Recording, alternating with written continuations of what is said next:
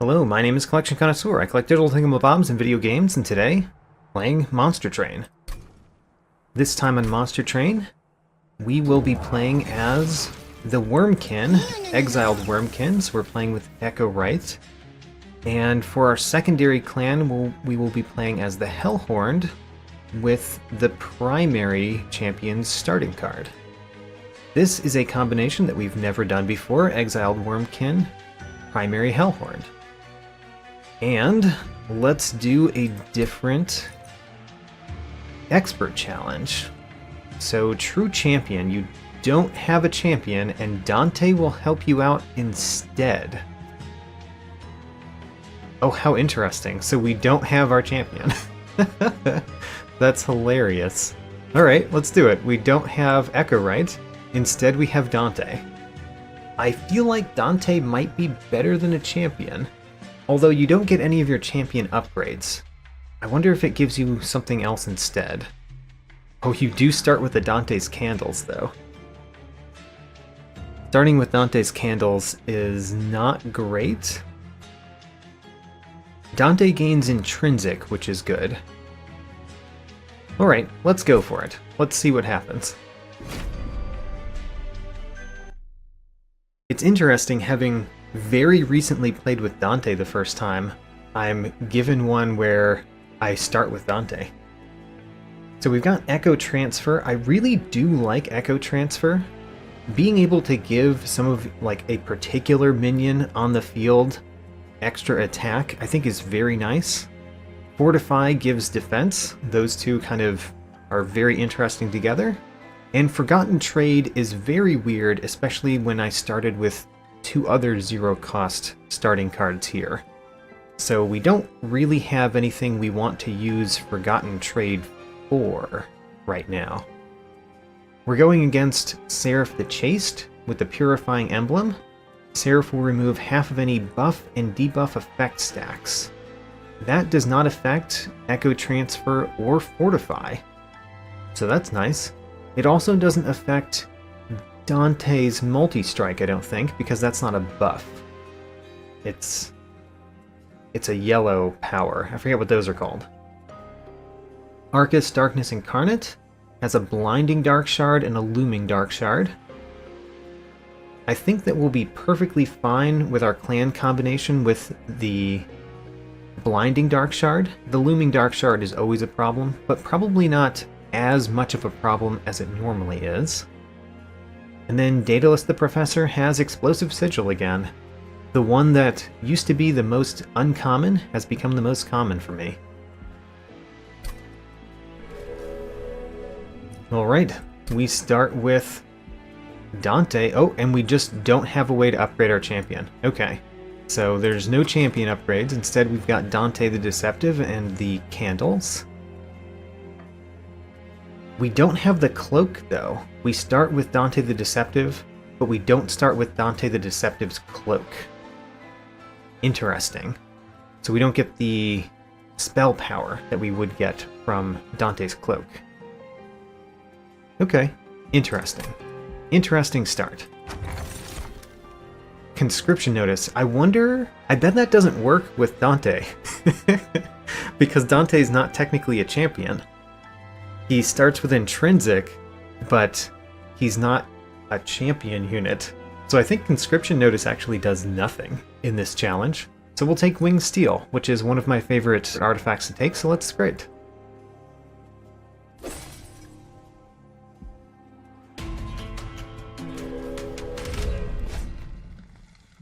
Of course we're going to start with Mark of Invasion. That's particularly nice with Echo Break. It's not great with Dante's Candles everywhere.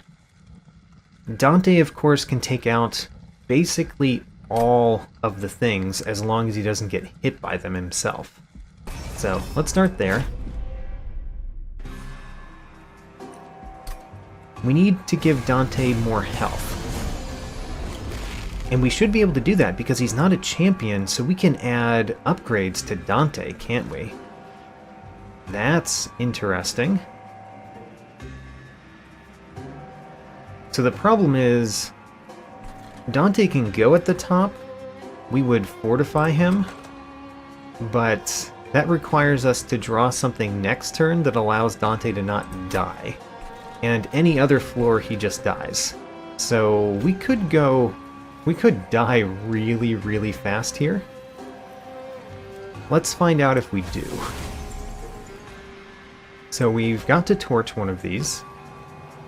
We've got to fortify Dante. That will draw us a card. Ooh, we got a Train Steward. Wonderful. The Train Steward, I do want to put in front of Dante. That means that Dante doesn't take the 10 damage, but it does mean that the Train Steward dies this turn. Maybe I should not have done the Fortify until after. Well, it's kind of sad. The Forgotten Trade I'm thinking about just getting rid of, because what is it going to do in this battle? It's probably not doing anything. Yeah, it's probably not doing anything, so let's just consume it right now to get rid of it. Okay, this is going to depend heavily on getting something to put in front of Dante for the next few turns. We did get that, great. So we got a Train Steward to put in front. We can even fortify that Train Steward. The Torch and the Echo Break are essentially the same. So let's use the Echo Break, I guess. That gave us Dante's Candle. Terrible draw. I was looking forward to whatever card we would get from Winged Steel, and I should not have, because we've got Dante's Candles in the deck. Do I do Echo Transfer on Dante? It's obviously amazing. I mean, it is obviously amazing. It's just that that means we have no charged echoes, which means the Echo Breaks only do 1 damage, which is fine, because everything has 1 health. Okay, yeah, Echo Transfer. We are taking 3 damage from Dante's Candle, though, which is sad.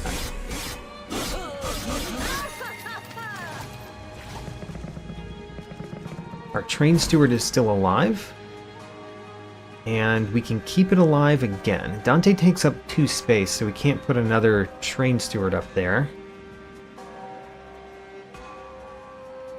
which is unfortunate because we need something to guard Dante for next turn. I guess if we kill one of these, our Train Steward survives, and these are only going to do 1 damage apiece as well. So it's not as bad as I was thinking. I kind of do want this Train Steward to die, though, so that we could put a different Train Steward in front of him. So for that reason, I'm actually going to kill something on this floor instead. And I'm going to kill something on this floor. I think I'm going to play Dante's Candle. So, we have purposely allowed our Train Steward to die so that we could put a different Train Steward in front of it, in front of Dante.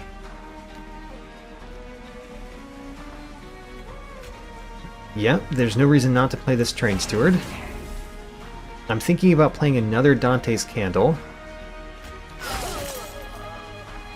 Yeah, let's play another Dante's Candle. I think we'll be fine, and I would prefer not to take any more damage, if possible. Ooh, the Weight of Contrition. Weight of Contrition is unfortunate. And we got a Dante's Candle. So what we can do is we can Echo Break one of these. We can play the Weight of Contrition and the Dante's Candle, which will draw us a card. Oh no, we don't have the Ember for that. We can play one of these. Obviously the one that purges. And we can't actually play Echo Transfer. So we can't draw a card this turn from Winged Steel. Which might be good, because there's 2 more Dante's Candles that we could draw.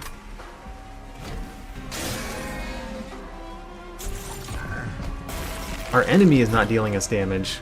Only our own cards are dealing us damage. Our Dante's Candles.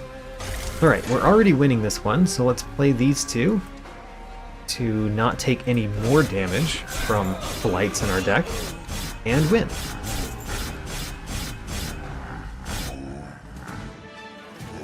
So far, we're doing great. I mean, the 6 damage is unfortunate, and we're going to get little bits of damage all the time because of Dante's Candles. Another Echo Transfer. We already have 2 of them, right? We already have 2.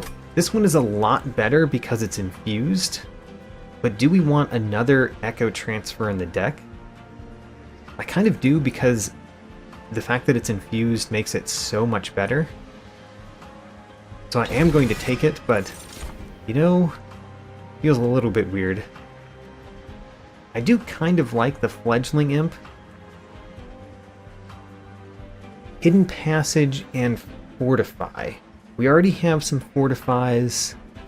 The Hidden Passage is interesting, but the problem is it puts units behind, and what we really want is for Dante to be the one behind. So I think we're not going to do that. But I will take a Fledgling Imp. That's basically fodder to put in front of Dante, and the fact that it takes up 1 space is kind of nice. And of course, it's infused, which is good when you're playing as the Wurmkin. Alright, I do want a Merchant of Steel so that we could upgrade Dante, potentially. Yeah, let's go this way. Let's look at what we have. The temple has a True Stone. We always like True Stones. We don't have many cards we would put the True Stone on.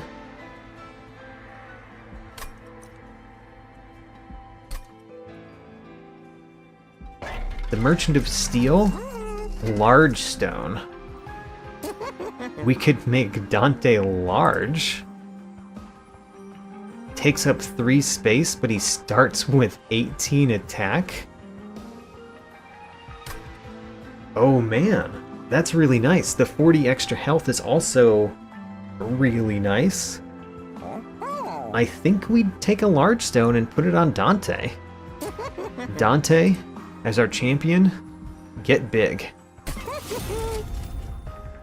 The Echo Stone we could also put on Dante, but I think I'd rather do something that makes him more survivable, because we can upgrade his attack so much anyway during the battle with our extract cards. So I think we're done here. We could purge a card. Let's look at the Wurmkin unit first, though. So unfortunately, the First of Kin is not great now because it takes up 3 space. The Kinho's Carapace is kind of nice, though. It's something that we could put in front of Dante. It could get really fat, get put in front of Dante. It makes the Fledgling Imp that we took kind of worse, because once you play Kinho's Carapace, you don't play anything else next to Dante. But I'm going to take it. And then, do we put something on that? We could put a Fury Stone.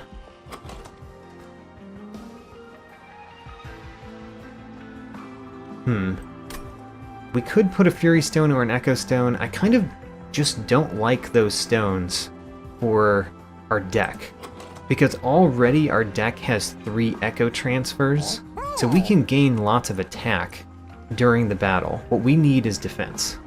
So I'm going to purge a card. I don't really want to purge a Train Steward while we don't regularly have ways to put things in front of Dante. I could purge one of the Echo Transfers, one of the ones that does not have infused on it. Or we could purge Forgotten Trade, which honestly doesn't do much. Let's remove it.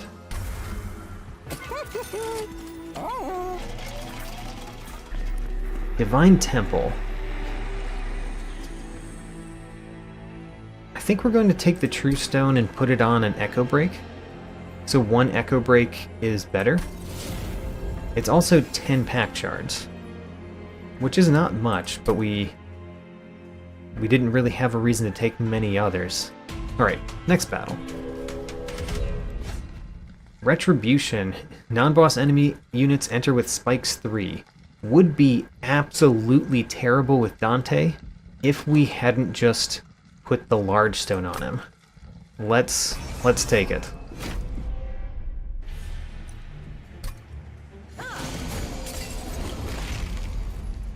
Getting the Kinho's Carapace turn 1 is not great. Getting a torch to take out the Reconciler turn 1 is great. Unfortunately, we're going to take damage from a Dante's Candle again. Unfortunate. We're not going to play Kinho's Carapace yet.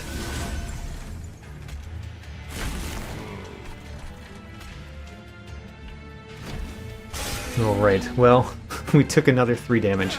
We have to be careful not to die from Dante's Candles alone, which, you know, is a lot more possible than I would like to admit. So we're going to use this Echo Break to kill the Reconciler, because that's kind of the most dangerous thing here, honestly. I mean, this guy's pretty dangerous too, but just putting trash into my deck is not the best.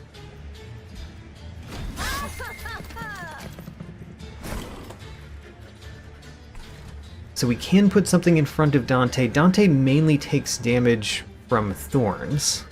So the best thing that we can do for Dante is actually put Echo Transfer on him. So I think I'm going to do that. If we put Echo Transfer on Dante, Dante takes a lot less damage because he doesn't take as much thorns damage. Ooh, and the Fledgling Imp is nice too. That prevents 2, gives me another Echo. Oh, but we did take Dante's Candle damage again. The Dante's Candle damage is really going to be unfortunate. There's no Dante's Candles in my deck, so I can feel free to play... stuff. If I play a 3rd card, it's okay. Putting the Train Steward in front doesn't do a whole lot. I think we might just Echo Break so that we can do another Echo Infusion later. I'm not sure. Dante's taking 11 damage, but 9 of that is from dealing damage. And the Train Steward takes Ember from next turn. Yeah, let's play Echo Break. He kills this one in 1 hit. He kills this one in 2 hits, even if we do Echo Break on it. Unfortunate. Alright, and then I think Dante has enough to defeat this guy on his own. Let's play Dante's Candle, definitely. Fortify Dante, of course. And then... let's play the Train Steward this time. We got a torch.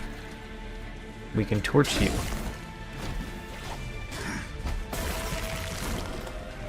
Alright.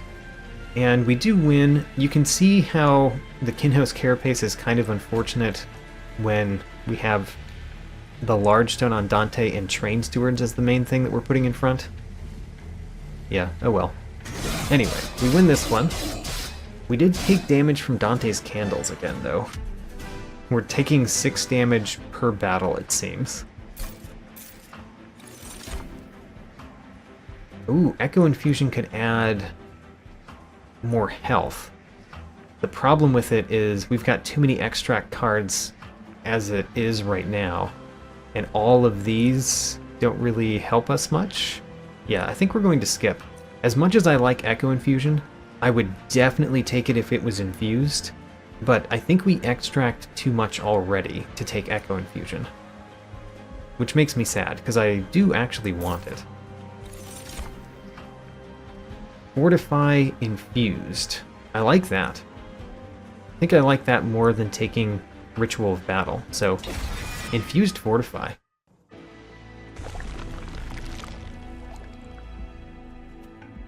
Helven can duplicate a card. We could duplicate Dante. Because he's not a champion. Whoa. We can duplicate Dante. I mean, that's definitely better than anything else we can do, right? Alright. Our true champion, Dante the Deceptive. Just have one on every floor. Alright, so... let's visit the concealed caverns first. After peeking in the Divine Temple, we see a Seek Stone and a Twin Stone. Seek Stone might be good. Might be good. We'll consider it after going to the concealed caverns. Oh, F the blacksmith? Alright, which one of them is it? Oh, it's the Rail Spikes and Spike Driver colonies. Struggling to remember what happens to these two when you get the upgrade. The automatic Rail Spikes gets consumed and has spell power, I think, when you upgrade it. I'm going to base what decision I make based on where we're going next time. Are we going to the Merchant of Magic? Or there's no Merchant of Steel. So we certainly go to the Merchant of Magic next time, which means we want the automatic Rail Spikes. And I don't really want to copy them until I upgrade them, which is a mistake I've made before. Okay, okay. I kind of like this. 20 pyre health. Do we take intrinsic on anything?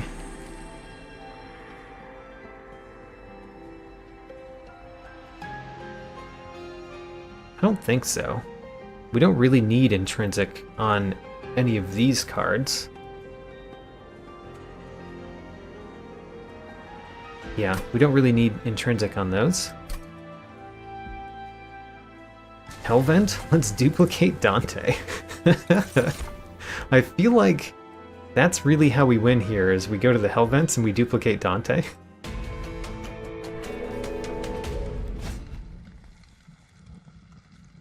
Oh, I just thought of something.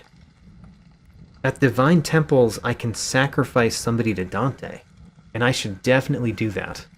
Alright, anyway, Explosive Sigil.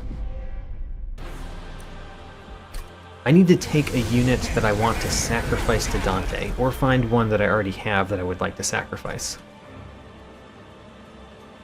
We've got 2 Dantes the Deceptives, and we have a Dante's Candle that I probably should play. So the 2 Dante Deceptives have to go in different floors. We could put one at the bottom, but the rage will hit them pretty hard at the bottom. So I think we're going to do top and center. And I will take some damage on the center Dante in order to play Dante's Candle. And luckily not draw another Dante's Candle. Luckily. We're also dealing a bunch of damage to the boss turn 1, by the way. I think we might win this one early. I think we might. We don't have any echoes anywhere, so echo transfers, all 3 of them, are unplayable. So I think what we do is we put a Train Steward in front of this Dante. Oh right, the middle doesn't have enough space. We fortify that Dante, we put a Train Steward in front of the top Dante.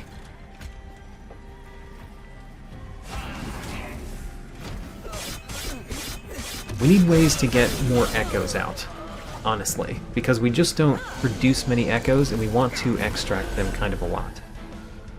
We see a Dante's Candle. Let's do a torch right here. Protect that Train Steward. We want to play an Echo Break here and then take 3 damage. I don't want to take the 3 damage, is the thing. I will let that Dante die in order to take no damage from Dante's Candles, if I can.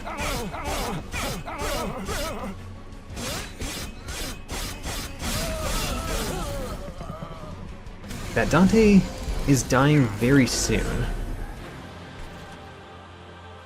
Yeah, the middle Dante will die. because we can't put a train steward in front of it. And we can't kill one of those. So yeah, the middle Dante dies. Goodbye, middle Dante.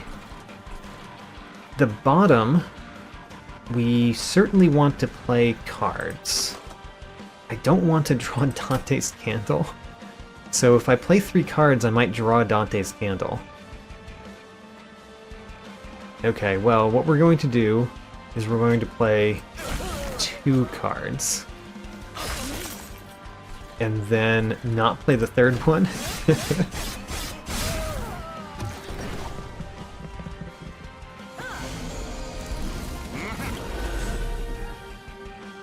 So Dante's Candle we're definitely playing. We're going to fortify Dante twice. See what we draw. We drew an automatic rail spikes. We actually don't want to... We don't want to win with that. I mean, by win, I mean we don't want to slay with this because we don't want to copy it just yet. I guess we defeat another one of these. And then let's play an automatic rail spikes that doesn't kill something. So just deal 10 damage to the boss. Alright. I think we easily win now. Middle Dante died so that we took no damage on our pyre this time. So again, I want to be very careful about whether we draw Dante's Candles. Because that's the one thing that can really hurt us, is drawing Dante's Candles. So, let's just hit you.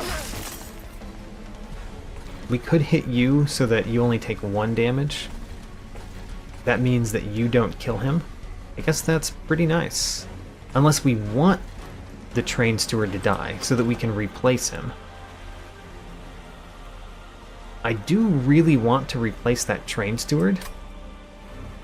So maybe we decide to let that train steward die, and instead just hit the boss once. And then not play another one so we don't draw Dante's Candle.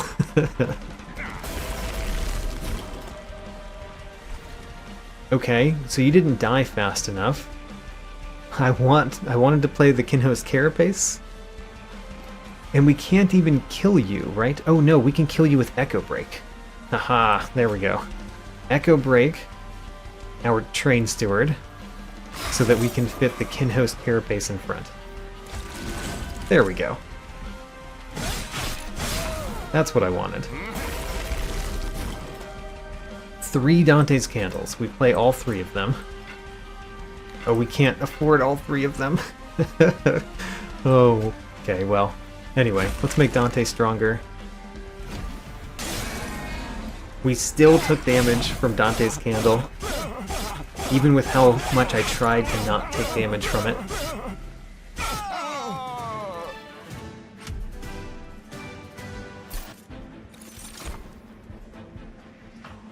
The Wurmkin Etchings returns the 5 consumed spells. I think this gets a lot worse because the automatic rail spikes are eventually going to have consume on them, and I don't know if we want them back. I don't know. I think it might not be great. Transcend Imp. So, Fledgling Imp has a summon effect. Dante has text that means kind of the same thing as a summon effect. When played, he gains multi-strike, but I don't think it counts as a summon effect because it doesn't say the keyword summon. So, unfortunately, the Transcend Imp I don't think copies that. I think the Transcend Imp also doesn't copy the Kinho's Carapace. Because I don't know the answer to either of those things, I kind of want to take it, but that's not a good reason to take it. As much as I would like to experiment, this card would be pretty bad unless the experiment turned out to be true, and I think it's very likely to be false because of how the text reads on the card. So we're going to skip. The Kinhost Vessel could go in front of a Dante. Would that make me feel good? It would need to be upgraded before we did that. It would remove rather than add echoes, which is bad for us. I think we might skip this again. I think we skip all of these too. Okay, we don't need minions. The Light of Seraph would be quite nice. The Fell's Remorse would be quite nice too. Especially with Dante's Candles in the deck, having Fell's Remorse is really nice. And with the Winged Steel already here. But the Light of Seraph would allow me to play 2 Dantes on the same floor. Which I think that can't be overstated too much. 2 Dantes on the same floor is enormous. Okay, so we're going to go right. This allows us to heal up from our Dante Candle damage. We can remove 2 cards from the deck, probably Train Stewards, because Train Stewards are terrible. Yeah, Train Stewards are terrible. We remove those. And then, Merchant of Magic. Give me some good stuff. Stackstone is kind of bad for the spell that we want to put it on, the automatic rail spikes. We could put Surge Stone on it. It would give it Consume, which granted, it's going to get Consume eventually anyway. So, putting that Consume on it right now is not that bad. It means that it's a lot harder to duplicate it, because you can only duplicate 1 per time. 1 per time through your deck, instead of 1 and then 2 and whatnot. But still, I think we upgrade it with a Surge Stone, because the Surge Stone is pretty good on it. Especially with the upgraded version. And then we re-roll. Do we take an Emberstone first? Emberstone would essentially give you 10 more damage. Let's re-roll. So Power Stone and Emberstone mean the exact same thing on automatic rail spikes. Eternal Stone is kind of weird on automatic rail spikes because it would mean the eventual ones that we have in the deck don't consume, I think. I think that's how that would work. But it would make it deal less damage than it does right now. Don't like that. Maybe we should just put a Power Stone on it. I would prefer a different type of stone, but I want to start copying these. So let's just put a Power Stone on it. Actually, I guess we put an Emberstone on it, and we put a Power Stone on something else, like an Echo Break. I generally want to keep the Echo Breaks and not the torches. That's my general plan here with my starting cards. We could purge another card, but I don't really see the reason. So I think we just... Actually, we could purge another Train Steward. Let's purge once more. Spending 90 on a purge I think is fine. Spending the 120 on a purge is really expensive. And at that point, you have to really get a lot out of purging. Mark of Invasion. Let's go. Let's go. Get more gold. We can put 2 Dantes at the top floor.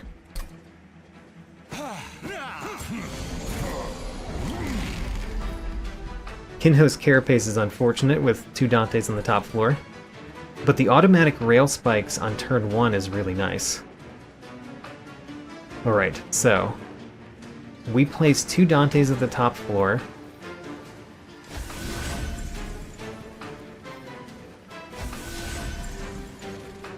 Then we play Dante's Candle, see what we draw. We drew Echo Break. Unfortunate, would have preferred to play that. And then Automatic Rail Spike, we want to kill something. We definitely don't want to kill one of these, because killing one of those makes them all stronger. So let's kill this one. And now we want to go through our deck as quickly as we can. So play 3 cards a turn, if possible. Yeah, again, killing those is not great, except that it gives echoes where Dante is, which is good, I guess. I do want to kill the Collector. Let's kill the Collector. So killing the Collector means 1 Echo Break. I want to kill this one, the Quill Marksman. And that's all of the Ember that we have. Alright.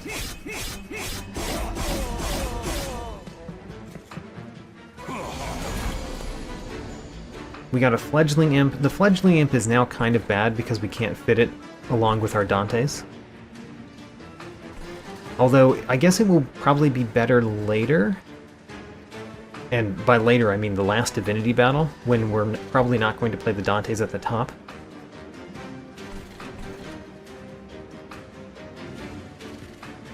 I can kill this one, this Shaman, which is fine. It's fine.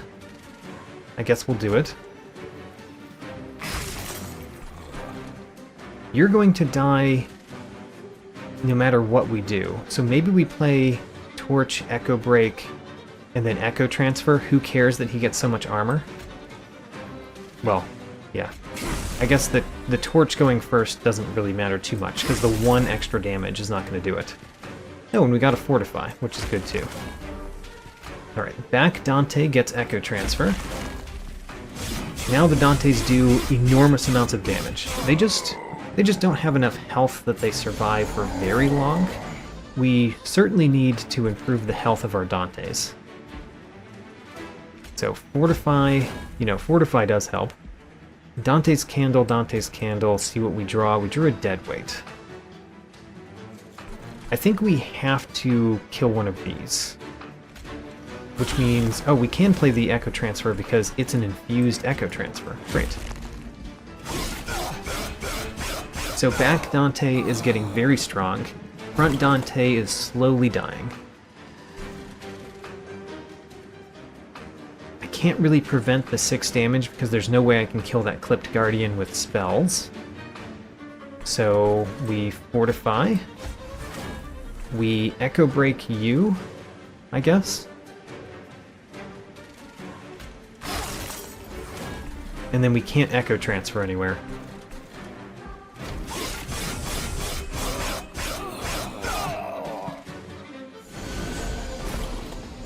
We got an Automatic Rail Spike. Great, so we can copy it once again by hitting one of the Quill Marksmen.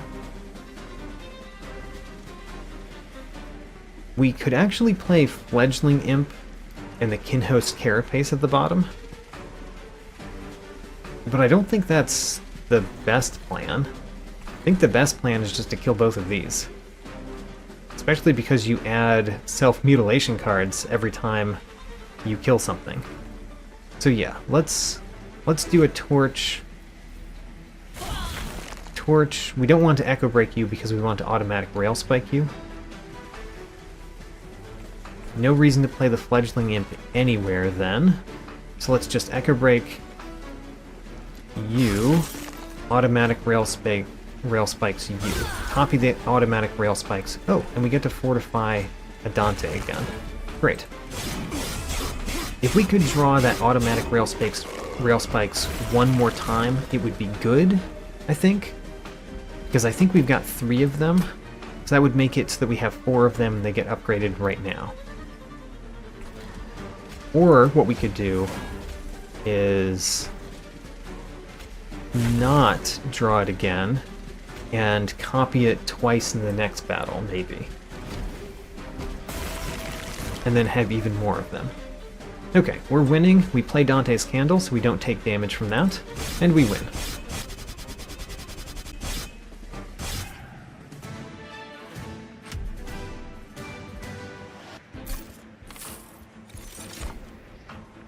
Soul Cripple is infused, but it costs 2. Ambient Charge extracts, which we don't want. I do kind of like Returned Soul. One of the nice things about Returned Soul is that we can consume cards. I wonder if that allows us to consume Dante's Candle. And the way that Dante reads is, when played, it gets the multi-strike for each Blight card. Which means if we consume Dante's Candles with Returned Soul, then we get rid of them from the deck, but we don't remove the multi-strike on Dante. I like it. Returned Soul. Imp in a Box is not great for us. March of Shields is a way to get more armor on Dante, which I think we really do need.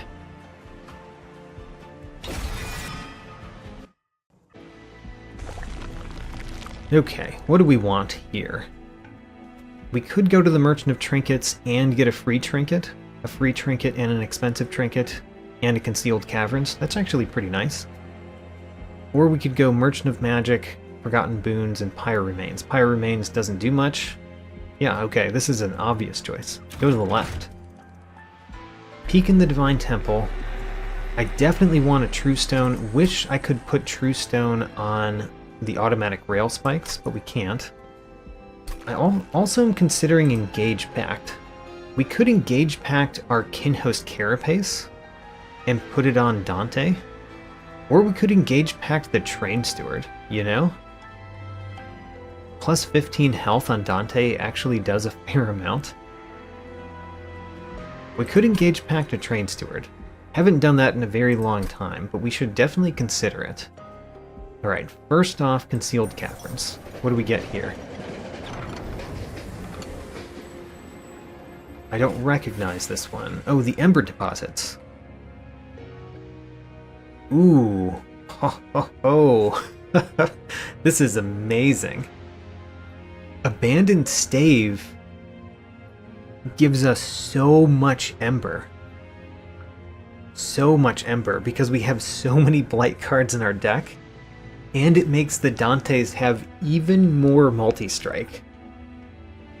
Oh my gosh, I think we want that. Take the Protrusion. Okay. We now have a lot of Ember. Like a lot of Ember. Which means we can now take expensive cards that are good. Unlike before, where I intentionally did not take those expensive cards. The Merchant of Trinkets has the first time each battle a card with Consume is played, add 2 copies to hand. Oh. That doesn't affect much. It affects our automatic rail spikes. The Bog Slime essentially makes the automatic rail spikes have infused, more or less. Interesting. I like both of those. Okay, now that we've seen that, let's look at what this artifact is. Spell cards with Consume have a 50% chance to be discarded instead. How interesting. We kind of don't need the Split Anvil now that we have Abandoned Stave. I think we take Wing Clippings, which means our Consume spells are better. And I kind of want to take Bog Slime over Echo Seedling, because Echo Seedling gives us 2 more automatic rail spikes, but the Bog Slime makes the automatic rail spikes have infused, which is good for us.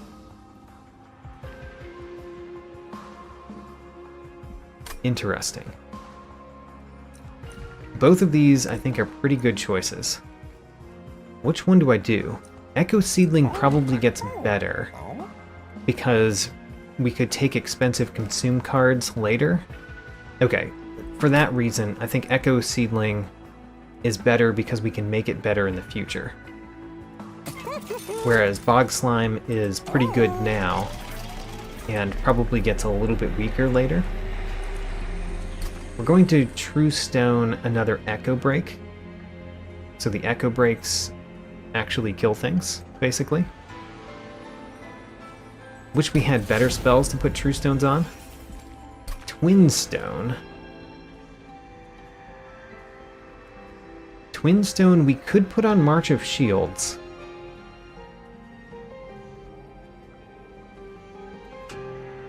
We could put it on March of Shields. We could also put it on Returned Soul, but Returned Soul is a weird one to put a Twin Stone on.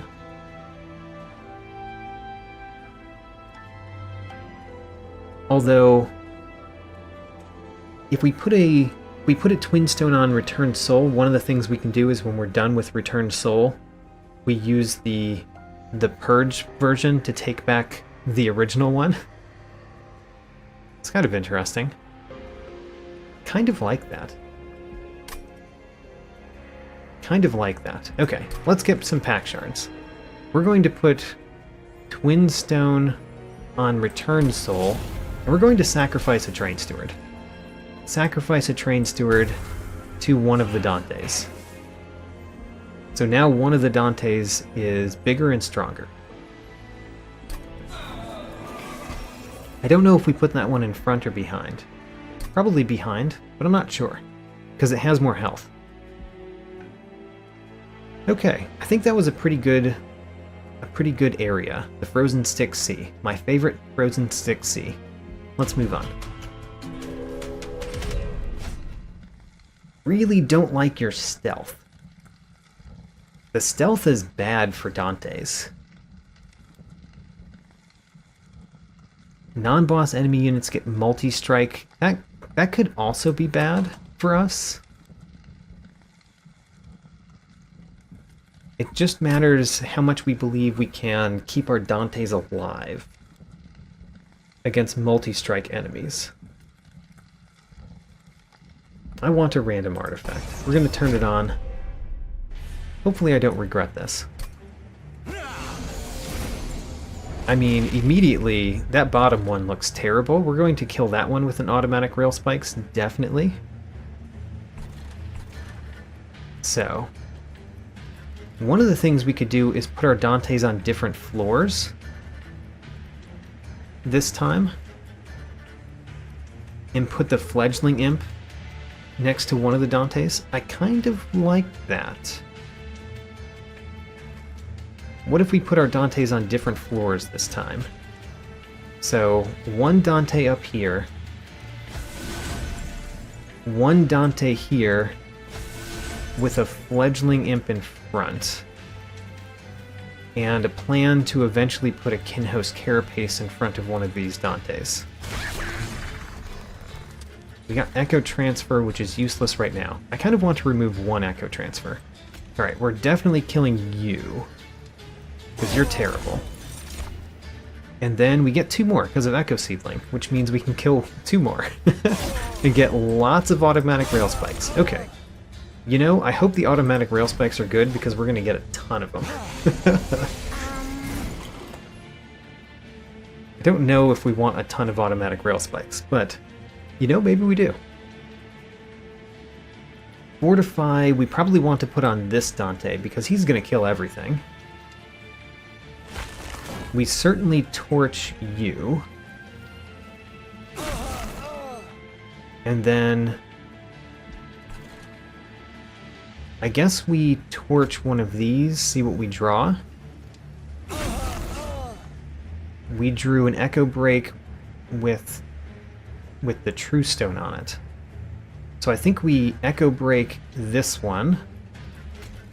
Echo Break, Echo Break, automatic rail spikes, and then be very sad that he's so strong. But you know, he's so strong. We definitely play Dante's Candle. So this one's going to deal damage to our Dante because we made him super strong. We want to kill these behind again. Let's just keep killing them. So Torch, Echo Break. We got another Echo Break, alright. Fine. We'll Echo Break this one too. And then automatic Rail Spikes this one. Echo Transfer on this Dante, because it's the only Dante that we have the Echoes next to. And automatic Rail Spikes this one. And then we get even more automatic Rail Spikes. How many automatic Rail Spikes do we want? I don't know, but I feel like we're going to have a lot. A lot. So you're dealing 24 damage to my Dante because you have spikes. Ick. We do have an Echo Transfer, which will reduce that. So let's start there, because it's infused. Now it's only 22. We took off one attack. Turn a spell card.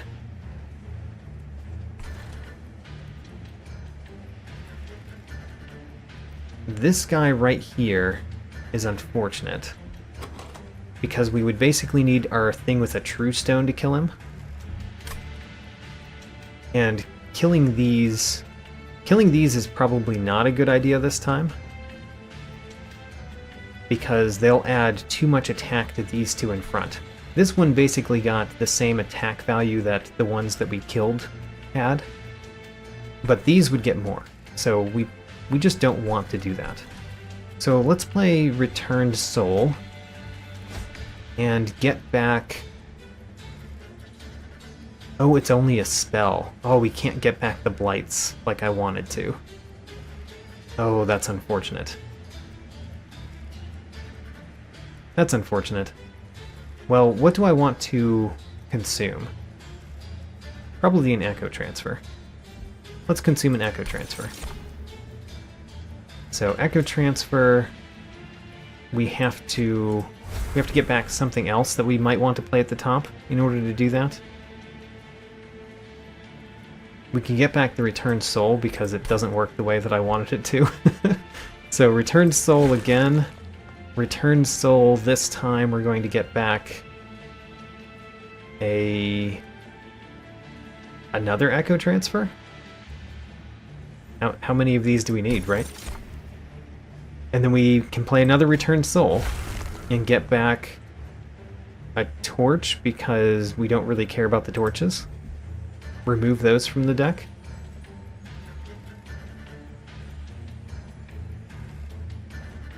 Wait a minute. We still have a Returned Soul there? Didn't it consume?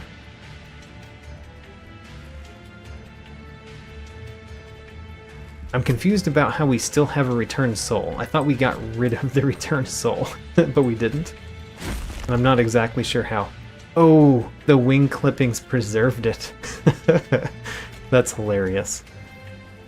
Okay, well, the wing clippings preserved it.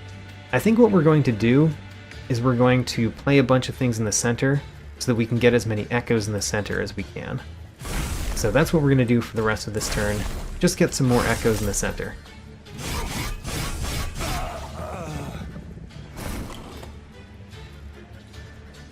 Alright, Vengeful Shards and Dante's Candles are bad. Let's play Dante's Candle and Vengeful Shard. We got a Deadweight. You know, I would have liked something more from you, Winged Steel. But let's put a March of Shields here. And we don't want to kill one of those. We want to just play this so that we get another Echo. So that when we draw our big dude, which I hope we do, although we put so many cards in front of him, we might not. We might not get back to him.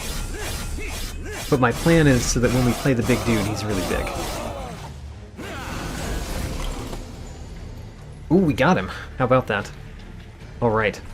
So, now we can play the Kenos Carapace. He gets really big. Protect that Dante. That Sycophant is really annoying.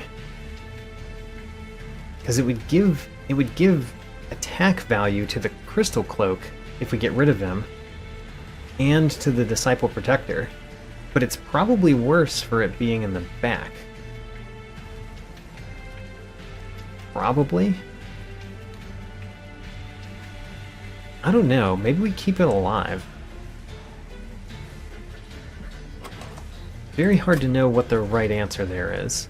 Let's fortify our giant unit up here. There's an automatic rail spikes, which does 70 damage right now. That's kind of nice.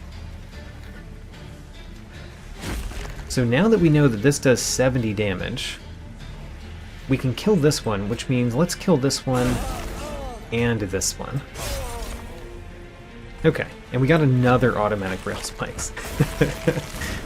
We probably have too many of those, honestly. Your 8 stealth makes it so that you go through all of those. All of them before you get hit. How very unfortunate.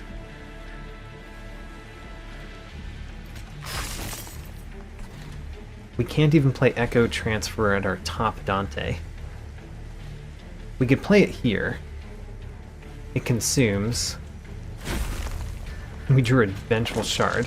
Terrible.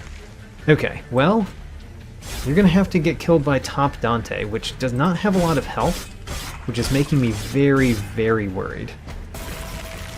Because you still have 2 stealth. Oh no, you still have 2 stealth. Do we die? Well, I think part of that is going to depend on what we draw here. We drew an automatic rail spikes, which is better than playing Torch.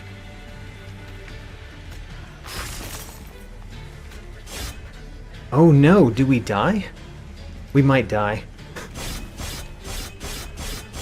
The stealth got me so bad.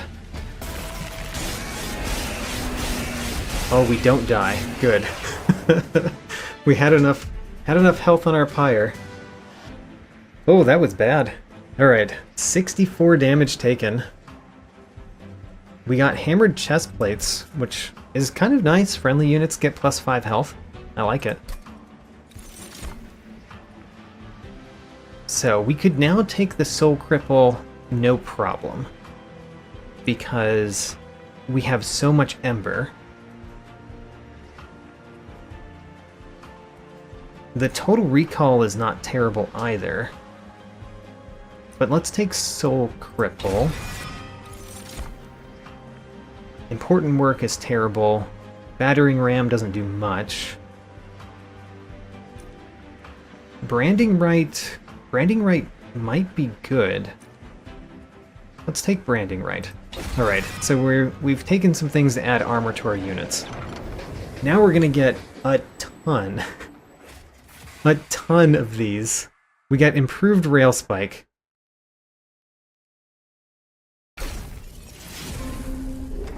How many? How many though? We're going to check very briefly. Very quickly, I mean.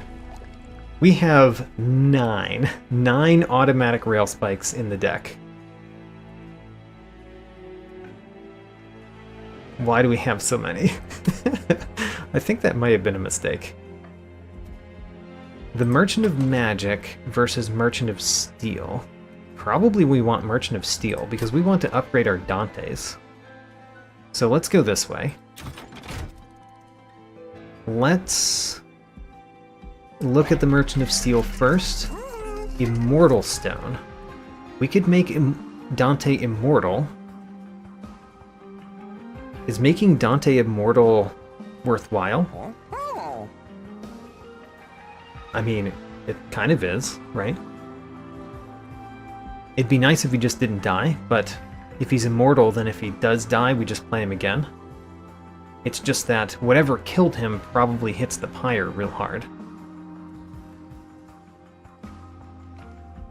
Don't know how I feel about the Immortal Stone. We'll think about it in a second. For now, let's visit the concealed caverns.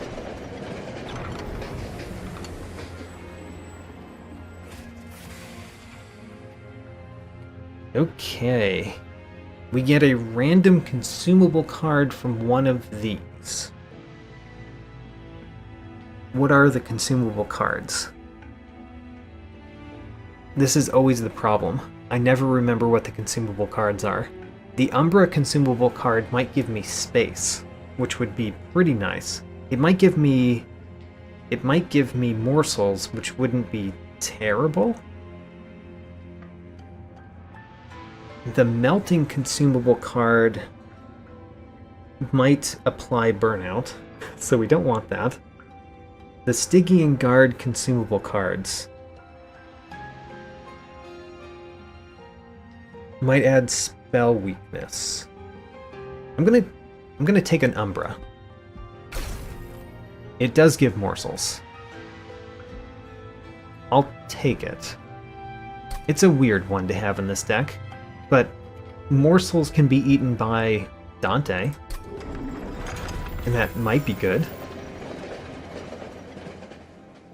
So now let's get an artifact. Consumed Crown is nice and all, but we don't really need extra attack. Our Dantes kill everything. It's nice and all, but is it beneficial versus taking Precious Plating or Firewall? Let's take Precious Plating. It's not my favorite, but let's take it. Okay, this one has been relatively weak so far. Unstable Vortex can remove 2 cards, though. It could remove the Vengeful Shards.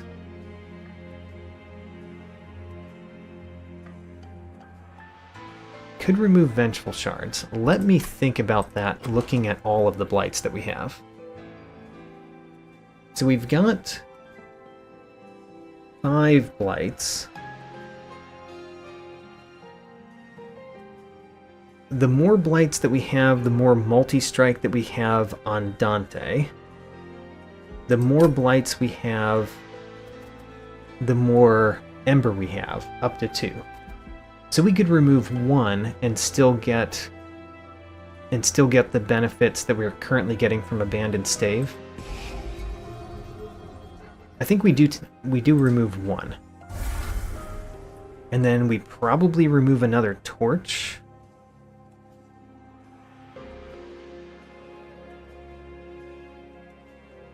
We could remove one of the Echo Transfers. Let's remove an Echo Transfer.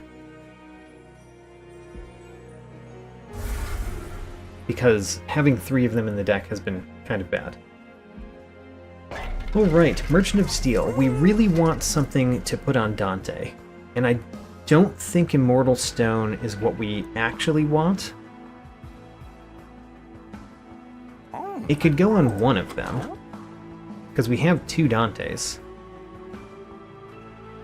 Where are our Dantes? There they are.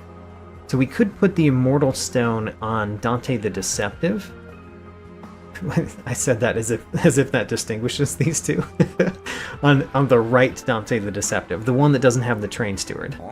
We could put the Immortal Stone on him and have him be in the center. And so he takes out a whole bunch of stuff. Once he dies, we put him back. And then the Train Steward Dante goes at the top and just does tons of damage all the time. So that's one thing that we could do. And we could add a Battle Stone to the top Dante. I think I'm liking this plan. So a Mortal Stone on this Dante. That's the one that we're going to put in the center. And then a Battle Stone on the Dante that goes at the top. Okay, so there's my plan. Fury Stone doesn't really go on anything. Rerolling doesn't do anything because at this point we basically have our units. We could have put the Immortal Stone on the Fledgling Imp. It would have also been good. The Kinhost Carapace, I don't know what we want on it. But Fury Stone might not be it. I'm kind of thinking... I don't really know what we want on that Kinhost Carapace. I'm going to wait on that for the future. And let's go into Archus Darkness Incarnate. Okay, let's see if adding so many automatic rail spikes messes us up or not. This is probably going to be the fight that decides that.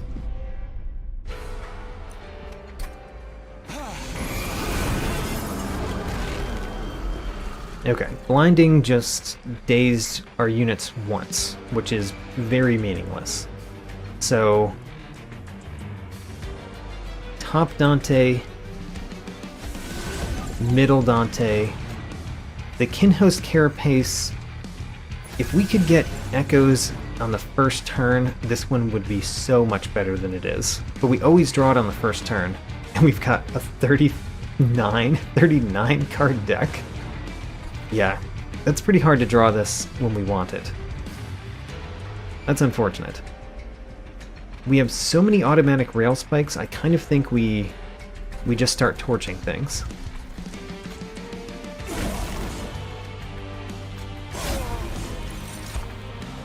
Alright, get another automatic rail spikes, and then we just hit the boss. Oh right, and we preserve our automatic rail spikes 50% of the time. They don't consume. Alright, we definitely play Dante's Candle. That's no question. We fortify our middle Dante because the top one has a Looming Dark Shard. We automatic rail spikes the boss first, because we're going to do a lot of damage with this one. And then we automatic rail spikes this guy, which we definitely want to kill.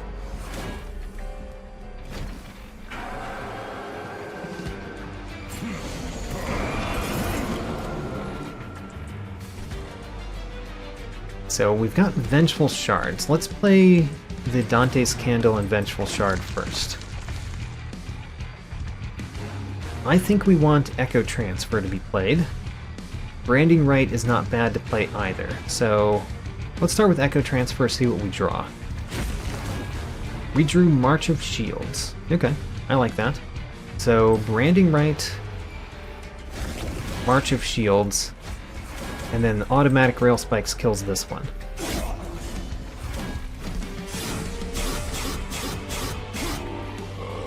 Well, you know, as long as the boss isn't stealthed, well, I mean this boss is stealthed, but as long as he's not stealthed too much, then I think we do just fine.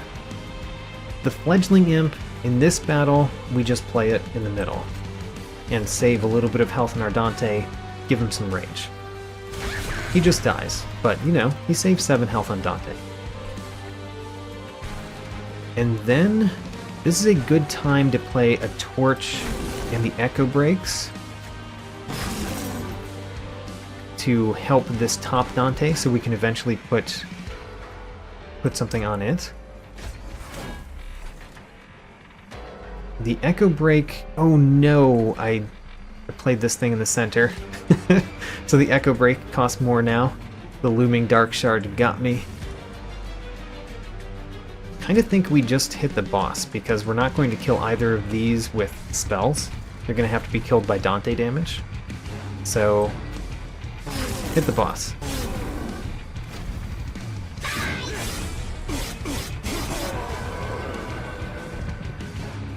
I wonder if Dante has enough to kill both of those units.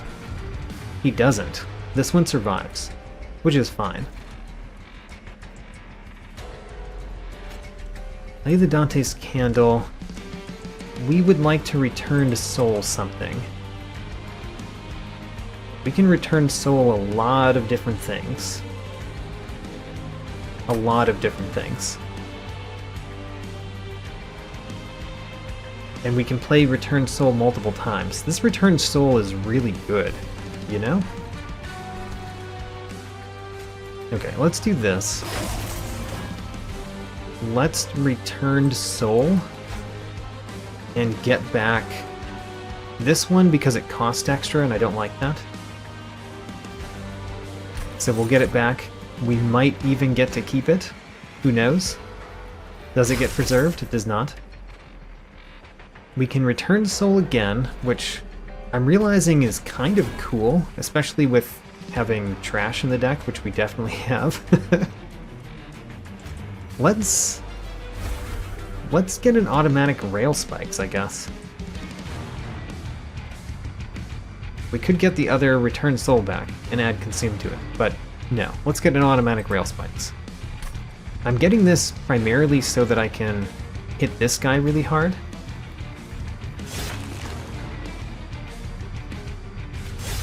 Yeah, kill that guy. Great.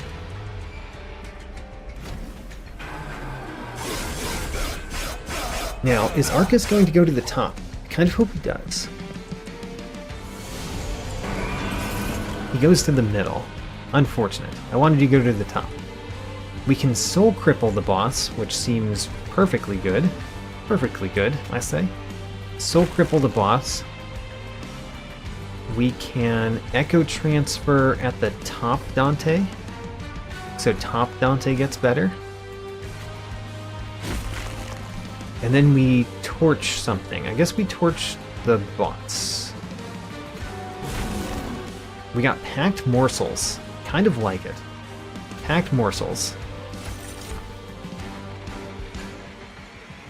Lifesteal. So lifesteal is only worthwhile on you. So let's give this one lifesteal. And then the others are good on either of them. We could put this one in front, because that effectively gives 11 health instead of just 6. And you get 11 health. Alright, now we play an automatic rail spikes, one in the center to hit the boss, of course. And then one at the bottom. The Looming Dark Shard is here, so we play the last card in our hand to kill this one.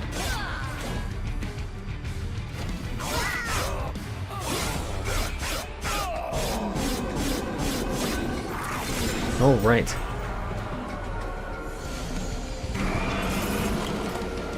I guess our deck is doing pretty well so far. So far our deck seems to be doing pretty well. Play Dante's Candle, play this Echo Break. Play this Echo Break. See what we draw. We drew a torch. Don't really care to play the torch. I'm just trying to kill this guy. Maybe we should kill this one. Can we, though? Because this one would deal 70 damage. And then this one does 40 when we have 0. That's enough. Great.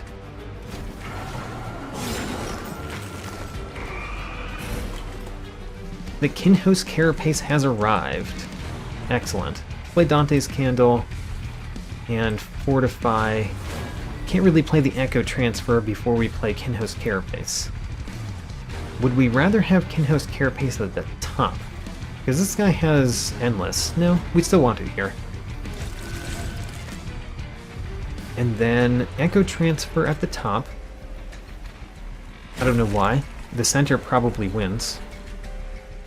And then let's torch you and automatic rail spikes you. Should have automatic rail spikes the boss, technically. But I think we do a lot of damage. We apparently do a lot of damage.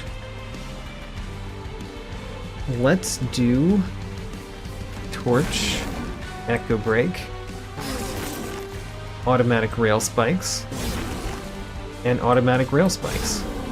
Our Dantes don't get really strong really fast, because I don't play the thing that adds them attack value very often.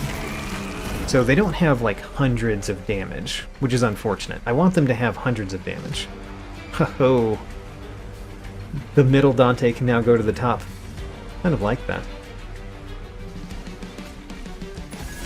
Haha, every turn. Play Dante's Candle so we don't take damage. Okay, what do I think about the deck? I think the torches are bad. We have a lot of blights, which is, you know, a little bit weird. Wurmkin etchings is possible. Accelerated incubation is pretty meaningless. Transcend imp is just bad. Oh. Sacrificing it gives endless. Interesting. It's not what I was expecting Transcend imp to do when you sacrifice it, but fine. Wurmkin etchings. I don't think we want it, because putting 5 consume spells on the top of our deck might actually be a bad thing to happen. It's hard to tell if it would be bad. I want to try it, though. I want to try it. Then we're definitely taking Herzl's compound at this point. Alright. We have something that's doing stuff. Ooh, we could duplicate again. If we duplicate it again, I think we duplicate the endless one again. Unfortunately, we didn't sacrifice anything to him. I think that's the best we can do, is duplicate Dante a 3rd time. So, 20 pyre health, let's go to the concealed caverns. Ho ho! Alright, so, if we got a major refraction, that would make Dante... Where's my Dantes again? So we could put that on the endless Dante.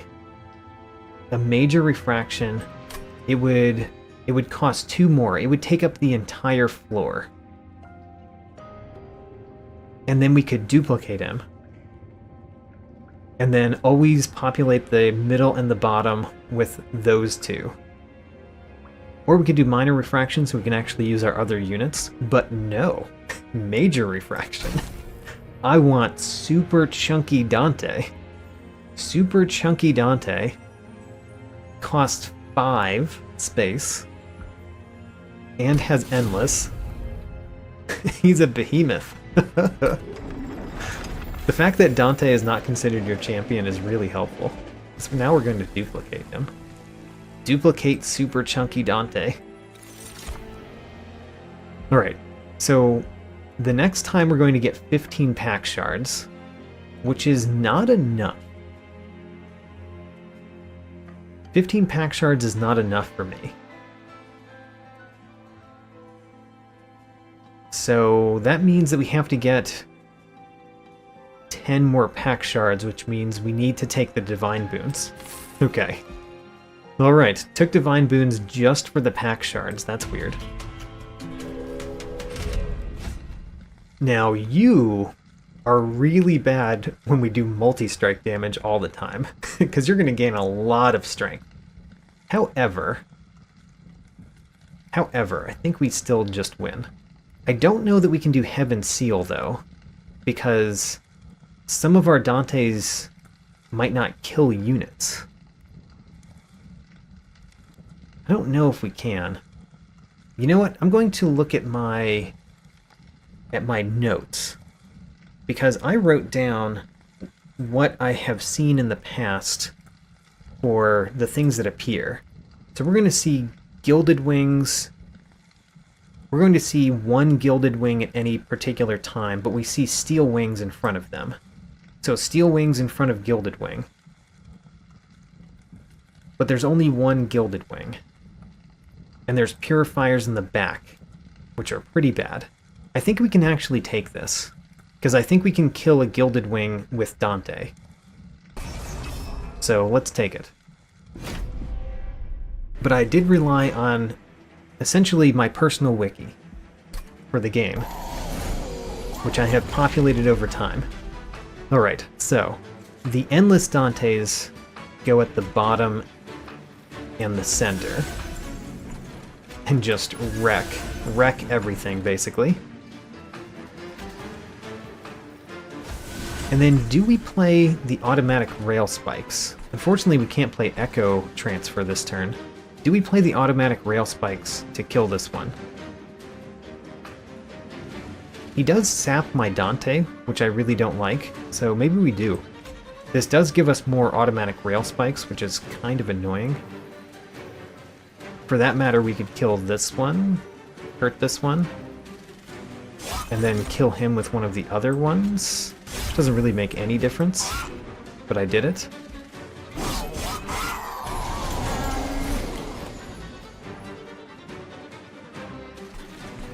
Okay, lots of things we can do. For one, we can do Branding Rite to give our Dante more armor. Let's do that. Should we do that on top Dante? Because the bottom and middle Dante are kind of supposed to die, whereas this one we want to survive eventually. So let's do that on that one. I realize one problem that we've set ourselves up with is during the Relentless phase, although we get these back, we can't fit them along with the Dantes that are already there. So that's kind of unfortunate. I'm also going to fortify you. Now, we're definitely doing an Echo Break in the back to kill you. The torches are quite bad. We could torch him to give him Echo Transfer. I actually think that's a good idea. We're going to torch our own Dante so we can Echo Transfer him. And then automatic rail spikes this back guy.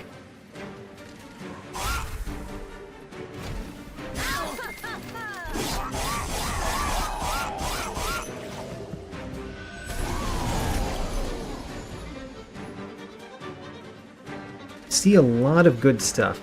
This one could be very good if we had more echoes, because we could kill this, but we don't have the echoes for it.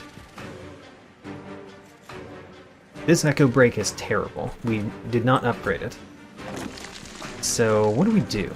I think we play March of Shields. I'm going to play this Echo Break first, just on the middle one.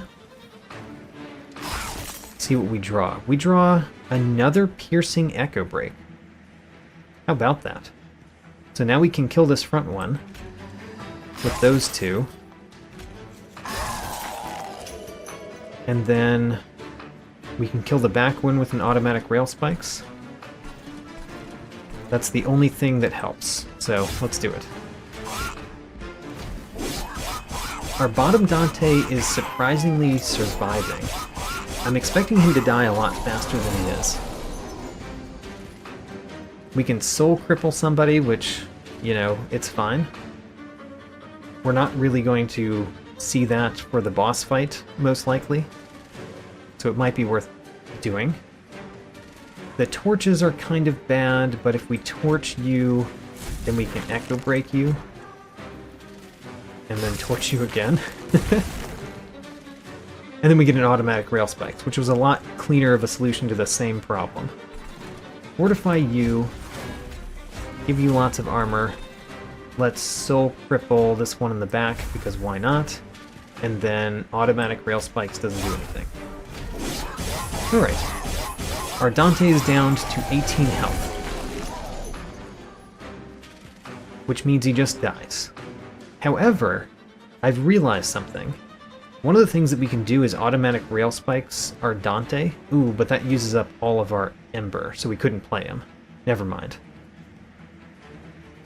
But if we could kill our own Dante and then draw him with Winged Steel, we could replay him. That's what I was realizing. Anyway, let's play Packed Morsels first. Morsel Excavator gives Life Steal. If we could save you this turn, then that Life Steal would be very good. If we can't, then it doesn't do anything.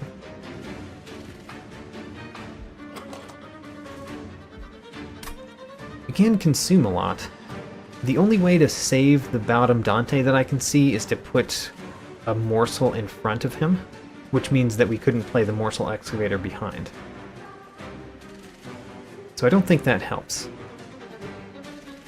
Let's think about Returned Soul. Returned Soul can get back our Piercing Echo Break.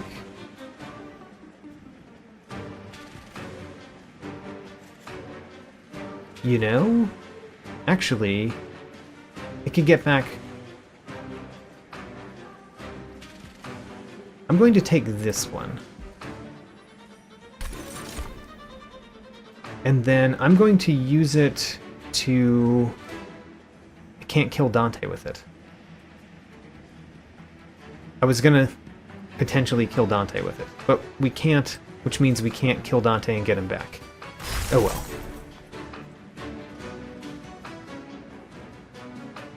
Now Dante is not dying, which means the Morsel Excavator can go behind. I don't know why I didn't see that before, but we can keep this Dante alive. Granted, he doesn't eat it in time to get the lifesteal this turn. So we would have to keep him alive next turn, which seems much more challenging. You're going to get a couple damage shield. Let's return soul something else. Let's return soul or return soul and consume it. And then get back an echo transfer. I think. Yeah. Let's get back an echo transfer. And then echo transfer you. So you get lots of health. We can even return soul that echo transfer because it did get preserved and it already has consume on it. So why not get it back again and do that again? Alright. That was fun. Wurmkin actions can get me back some consume spells. Is that good? It does get back return soul, which means basically I can replay everything. And we can put the echo up here too. So yeah, sure, whatever. I'm doing kind of a weird set of things. I don't know that they're good weird, they're just weird. I'm actually going to torch one of these so that we get more echoes up here so we can echo transfer more up there. Alright. You didn't die. You have 5 health.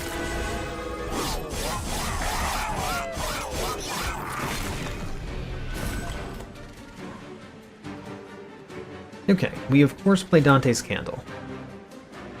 Because you had 5 health, you survived and made it up to this floor, and gained all of your health back. How sad. We can't have the Soul Cripple for the boss.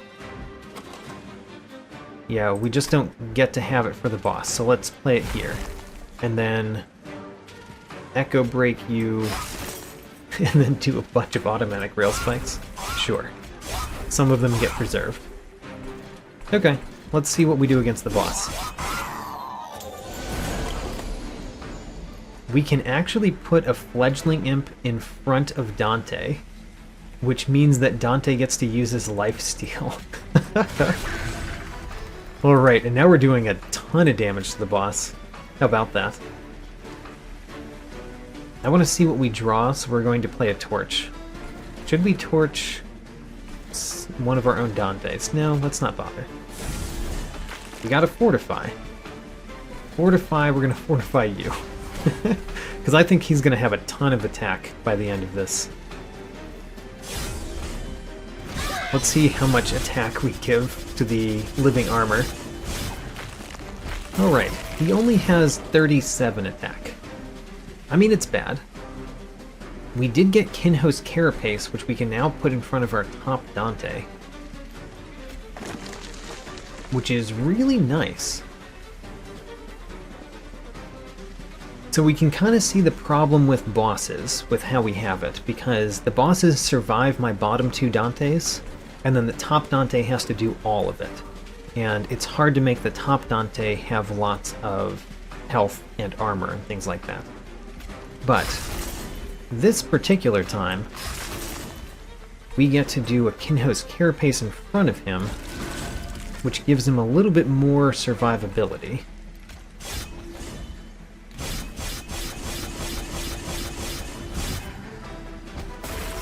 And then we win. After playing Dante's Candles, we don't take damage. Alright. Well, we're doing well. Revenge of the Damned is not great. Ancient Resonance is not that great. Soul-Crushing Guilt allows us to daze bosses. There's only 2 bosses left. There's Seraph and the Last Divinity. I'm gonna have to take it, because it might be really good. And I just can't tell if it's really good. Okay, we are taking Alloy of the Ancients. If anything, we want more armor to put on our Dantes. Okay, and we can duplicate Dante again, which is absurd. If we went that way, we'd have a Merchant of Steel, which could make, you know, that could make my Kinho's Carapace better. We have not upgraded him at all. But if we duplicated another Dante, where do we put the Kinho's Carapace? We would probably duplicate this Dante, the one with the train steward on it, because, you know, duplicating the Dantes that take up 5 space just makes it so we can't play all of our Dantes.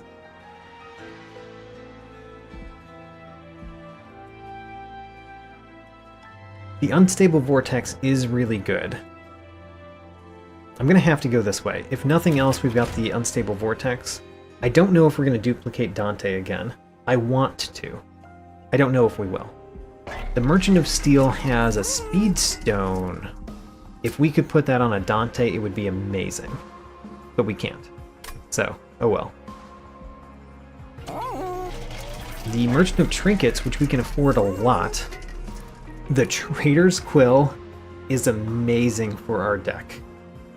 The Cheater's Hand probably does almost nothing because of Winged Steel.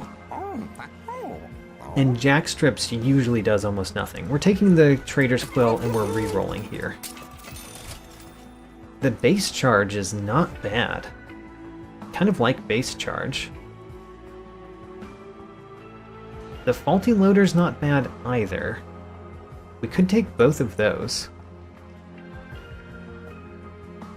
Faulty Loader means that we just take out the first wave really fast. Interesting. Interesting. Definitely interesting. What are we removing? We could remove this Echo Break or this Echo Break. They're both bad. Are they worse than Torches? We still have 5 Torches in the deck. We probably want to remove Torches more than we want to remove Echo Breaks. Let's remove Torches. I mean, we could also remove our Fledgling Imp, but I get attached to my units. Let's get the Divine Horde. Apply Daze to enemy units when they enter the floor below the Pyre Room. Ooh. Ooh. So our top Dante does really well. We're definitely not taking Infused Mallet. Serrated Mandibles is fine. Light's Gift, I think, is very good. So top Dante is stronger. Merchant of Steel. I certainly want a Heartstone. Well, let's think about this. If we bought both a Faulty Loader and Base Charge, that wouldn't even cost 500. I don't think I care about Speedstone, and I don't think I care about Battlestone, but let's take the Heartstone. Add it to Kinho's Carapace. Now the real question is, can we re-roll here?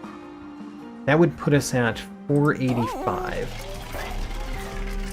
485, we would have 20. 485. No, that's only 10. We would only have 10 if we took both of these. And we did the reroll. Which means we couldn't really spend anything here and take both of those. Or we could just take the Battlestone. So I think we just take the Battlestone.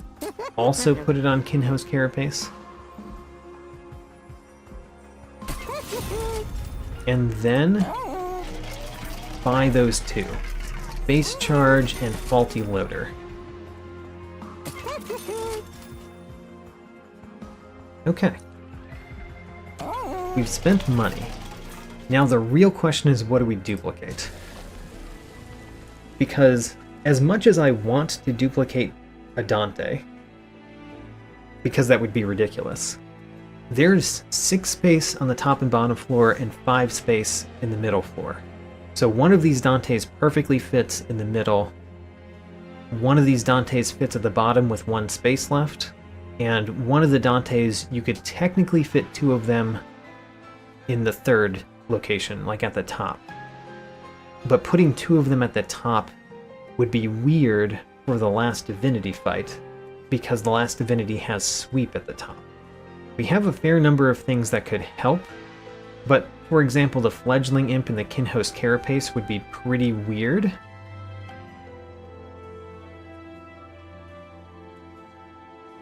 And maybe what we would rather do is get more ways to keep our Dantes alive than to duplicate a Dante. Nope, I would rather duplicate a Dante. Let's go crazy. Crazy Dante time. Alright, now let's move on. Alright, you remove half of any buff and debuff effect stacks. What debuff and buff effect stacks do we do? I think we do Reap. So that's something. Alright, so we've got all the Dantes. We actually also have the Kinho's Carapace. But the Dantes first. 1 Dante goes here. 1 Dante goes here. 2 Dantes go at the top.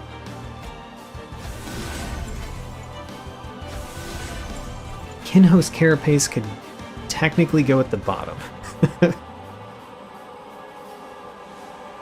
And keep this Dante alive longer. Although, what's the purpose of keeping him alive longer? Unfortunately, if we put him in the back... Yeah, I think we do put him in the front. I don't know what the Kinho's Carapace exactly does for us anymore, but here we go. He's in the front. And then automatic rail spikes saves 15 health on our Dante. And then also hits the boss for a bunch. So we're already doing 336 plus whatever we just did to the boss this turn.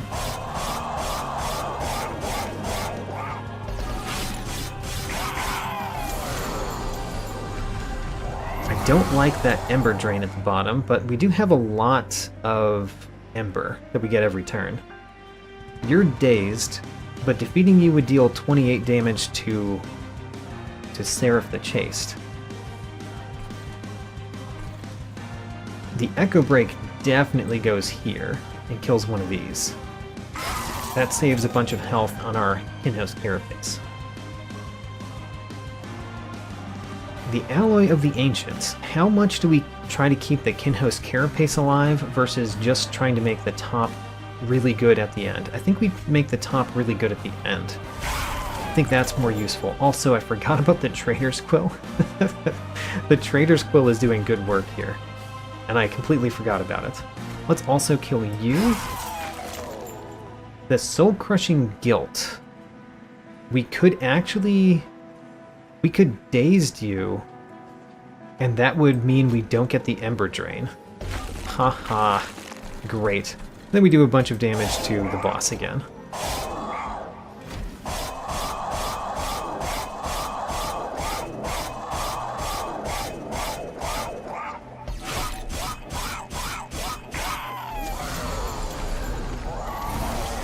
Alright, can we deal with the stuff at the bottom this turn? The normal torch does so little. Let's play the Vengeful Shard first. Just get rid of it. Our Kinhost Carapace is currently dying, but I think we're going to kill this Light Wings, and that will cause him to survive. So what do we do? I want to Echo Transfer at the top. You get ridiculous. If we torch once, this Echo Break does 3 damage, which is kind of perfect. And then we could Wurmkin Etchings to get those back. I don't mind getting those back. Whatever. It may even get preserved. It did not. Oh well. Automatic Rail Spikes on the boss first. We could do it here. Actually, let's do it here. Here first, and then here. And now everything is peachy at the bottom again.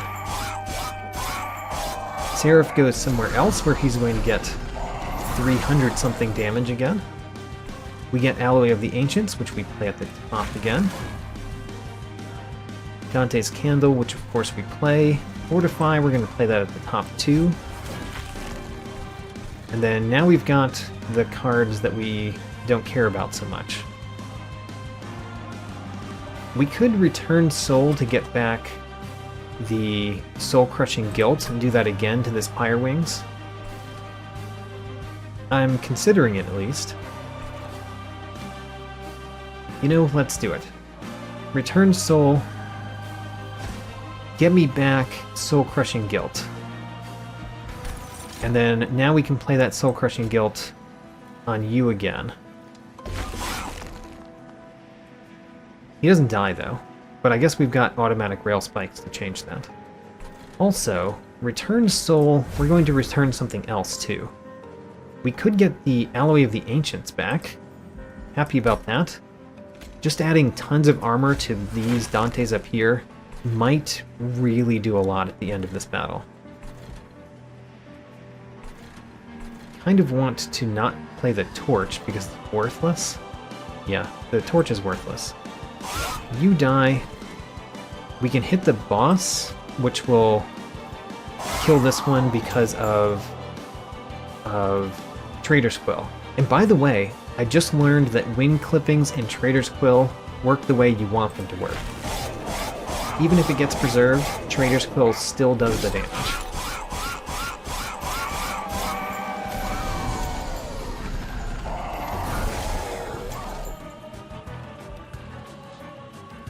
Let's do a March of the Shields. I realize that the Packed Morsels is now completely worthless because we take up all of the space on our train. Oh well. They were decisions that we made. They were very interesting decisions that we made. But we made them.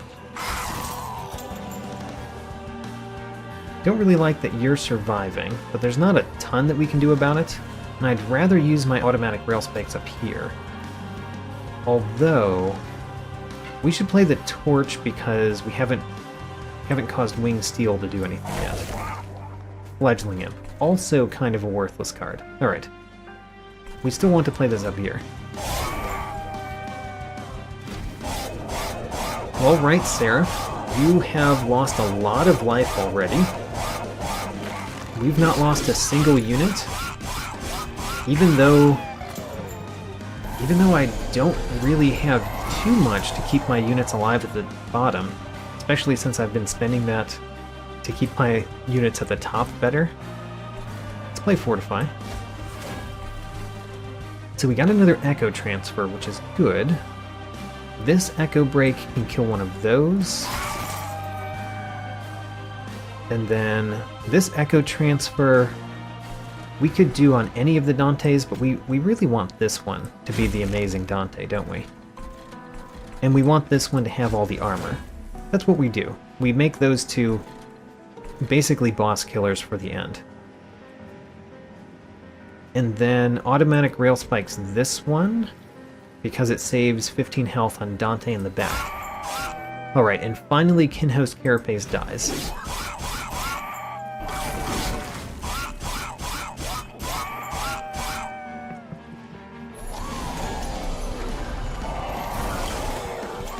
We got Soul Crushing, or not Soul Crushing Guilt, Soul Cripple, which we're definitely going to play on the boss. We actually don't have a lot of Ember this turn. Let's play Echo Transfer, see what we get before we play too much. Okay, we can still play Branding Right on this one, and play all 3 automatic Rail Spikes. One of them will definitely go here, and one of them will definitely go here, and then the other one could kill this guy, which is nice, so let's do that.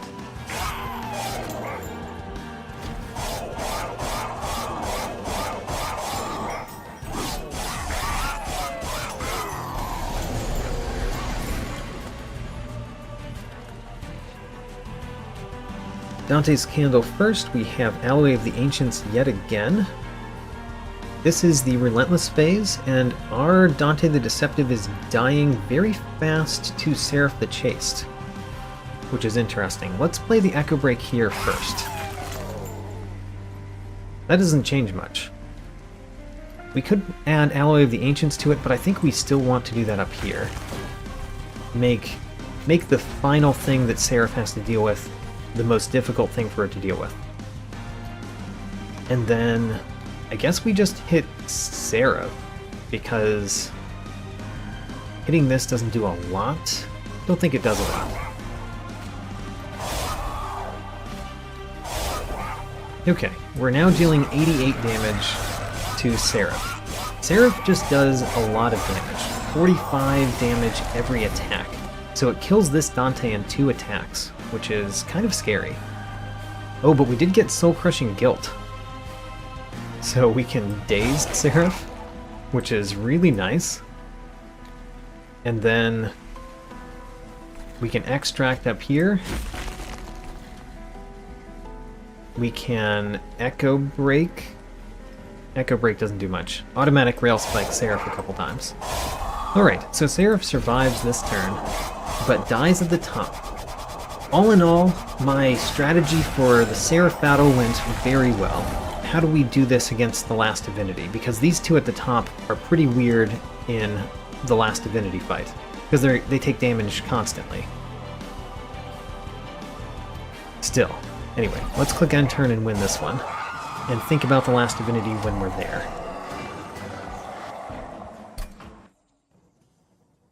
Alright, Last Divinity fight with 4 Dantes. Let's go.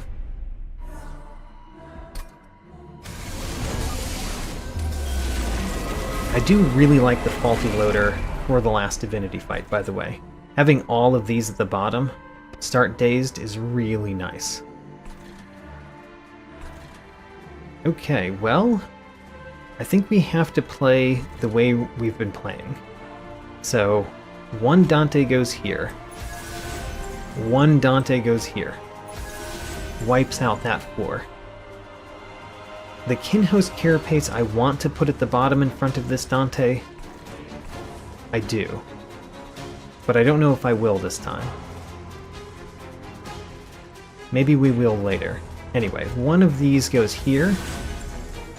We draw an automatic Rail Spikes. Doesn't really do anything at the bottom because Dante is just killing all those anyway. It might deal more damage to the boss, I guess. Well, we'll calculate it, I guess. The other Dante the Deceptive goes up here. We're dealing 400 every turn, basically, for the Last Divinity. Do we play Kinhost Carapace? We would take 3 damage. The Kinhost Carapace would be there, but not be huge. I don't think we do yet. I think we save it for later this time. So we'll play Dante's Candle. And then we could do 50 damage to the boss. Or we can take out 1 of these, which would do 48 more damage to the boss. So it's better to do 50 damage. This will also do 30 damage to the front one, which might cause our Dante to do more damage. It did not. Not yet, anyway. These only do 40 damage, though. So these, it's actually worthwhile to take out these.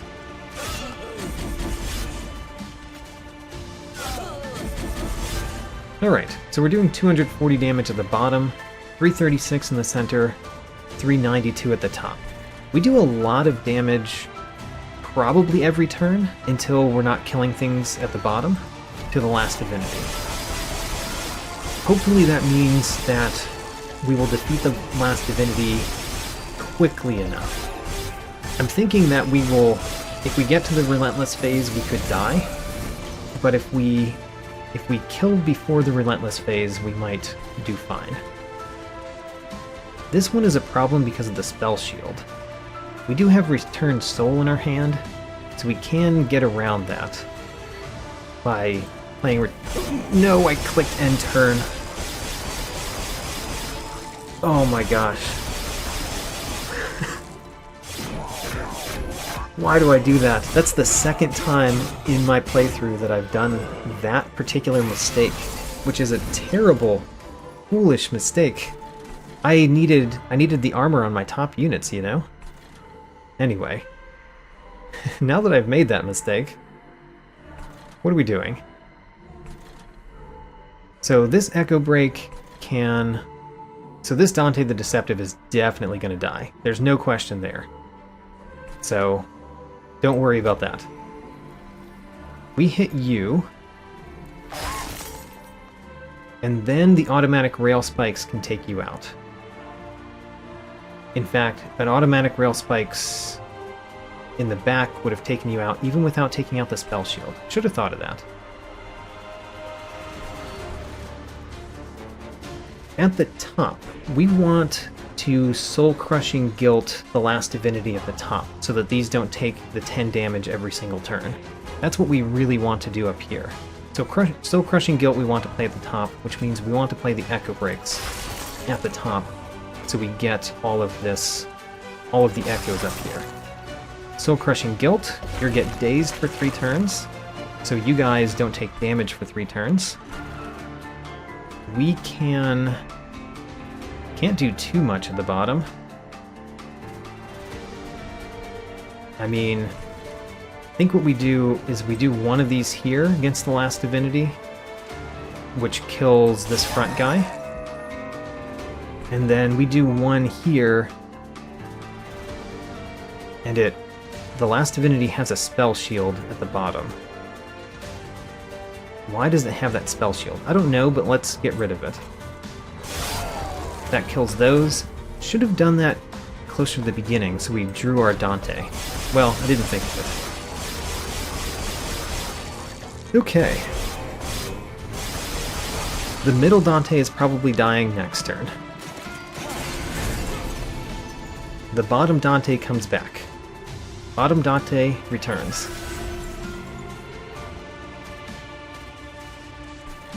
Let's play Fortify somewhere. Yeah, you're gonna die. Let's play the Fortify at the top. And we do Fortify the front one. I think we play the Wurmkin Etchings at the top. Oh no, it only gets one thing back. That's actually pretty bad. I want to get rid of your spell shield. Let's get rid of your spell shield. And draw a card. Haha, automatic rail spikes can take you out. Getting rid of that spikes is probably good for us. Wurmkin Etchings we're not playing. We don't need this to do tons of damage, so let's play Dante's Candle, Vengeful Shard, and automatic rail spikes. If I lose here, I'm going to be very sad because it's probably going to be due to that skipped turn. Because this is going pretty well, even though I skipped an entire turn.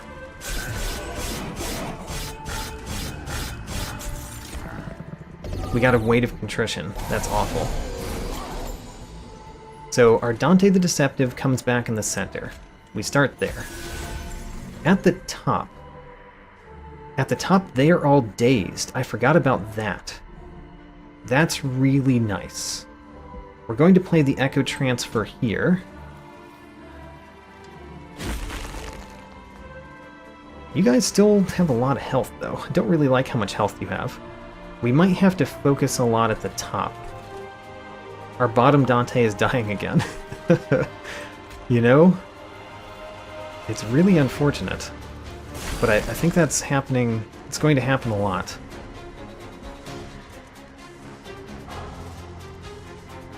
So if we can deal more damage to you and you, that's probably better than playing these two cards. 10 more damage? No, it's probably worth playing these two cards. Play these two cards, hit you in the back, and then you should not kill the pyre. But the bottom Dante dying again is unfortunate.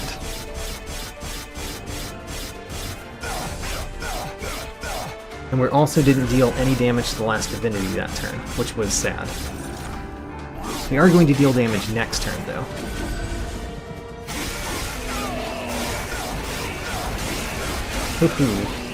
Losing health on the pyre does not feel good. We have to kill you in the back. You've got one spell shield. Okay, so we played Dante the Deceptive down here. He currently dies, but we're going to kill you, and then I think that changes. We do that at the end, though. For now, we're going to put a March of Shields on... Do we do it on this one? Split out the armor? Sure. And then Vengeful Shard, see what we draw. We draw Soul Cripple. Does not work on the Last Divinity because he removes the Reap. So we should do it somewhere else. Don't really like all of those getting to the top floor, but we have to deal with the bottom.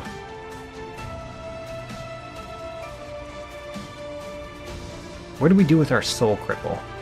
I think we should play it.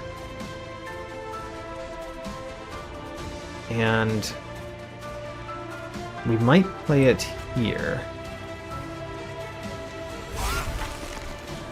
Okay, so down here we have to use an automatic Rail Spikes on you, and then again. Okay, now our Dante actually survives at the bottom, which is a surprise. We could even kill this back one. We do enough damage to kill that back one. Let's do it. Oh, wait a minute. It has the spell shield. Never mind. Don't hit the things that have spell shield with your spells. Instead, let's deal damage to one of these. And I think we want to deal damage to this one because it has the most health. So it's going to deal the most damage to the pyre. Ooh. I don't know how we're going to survive that wave of enemies. The next wave of enemies is no problem because Dante at the bottom hit them pretty hard. But this wave, it killed both Dantes going up, which is very unfortunate. They are dazed right now, but do we do enough damage to kill them? We don't.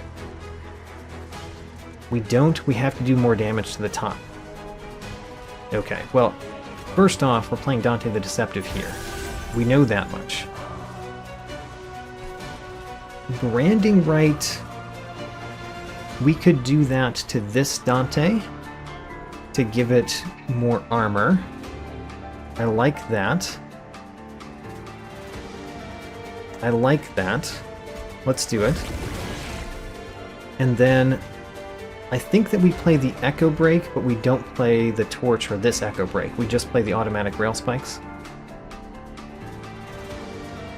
So in that case, we're going to hit you.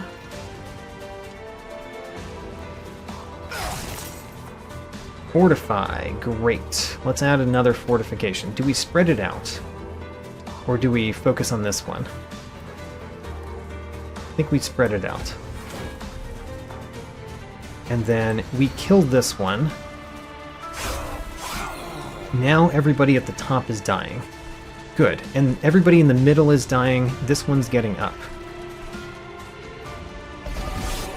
We're getting to the Relentless phase.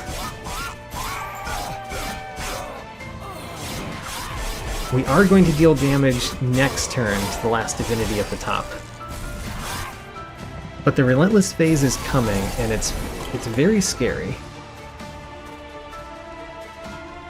Wurmkin Etchings gets back a bunch of automatic rail spikes. The automatic rail spikes have been a lot better than I thought they would be in this battle. Either way, we're playing Dante the Deceptive. Let's do that first.